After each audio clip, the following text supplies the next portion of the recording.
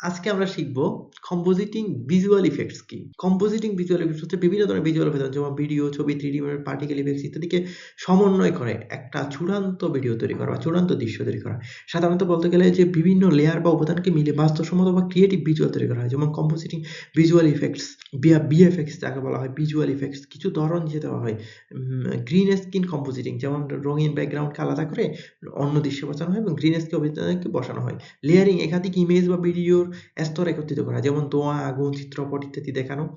Match moving tracking ক্যামেরার movement অনুযায়ী CGS বা কম্পোজিট ভিজুয়াল ইফেক্ট বসানো যেমন চলন্ত ক্যামেরার সাথে ড্রাগনকে একত্রিতের আগে রেখে দেওয়া। তারপর হচ্ছে ডিজিটাল ম্যাট পেইন্টিং ব্যাকগ্রাউন্ডের জন্য ডিজিটাল ছবি তৈরি করা যেমন ফ্যান্টাসি শহর ইত্যাদি বানানো। কালার কারেকশন ও গ্রেডিং দৃশ্যের রং সঠিক করা বা মুড অনুযায়ী বিভিন্ন পরিবর্তন, রাতের দৃশ্য দেখানো, ফিল্মি স্টাইলে রঙের টোন ঠিক করা।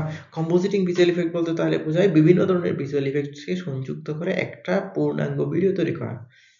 সেক্ষেত্রে গ্রিন স্ক্রিন কম্পোজিটিং হতে পারে, লেয়ারিং হতে পারে, ম্যাচ মুভিং ট্র্যাকিং হতে পারে, ডিজিটাল ম্যাট পেইন্টিং হতে পারে, কালার কারেকশন গ্রেডিং হতে পারে। মোটামুটি সব ধরনের যত ধরনের আজ পর্যন্ত দেখলাম সবগুলোকে একত্রিত করে একটা ফাইনাল ভিডিও তৈরি করা হয় কম্পোজিটিং ভিজুয়াল ইফেক্টস। ধন্যবাদ সবাইকে।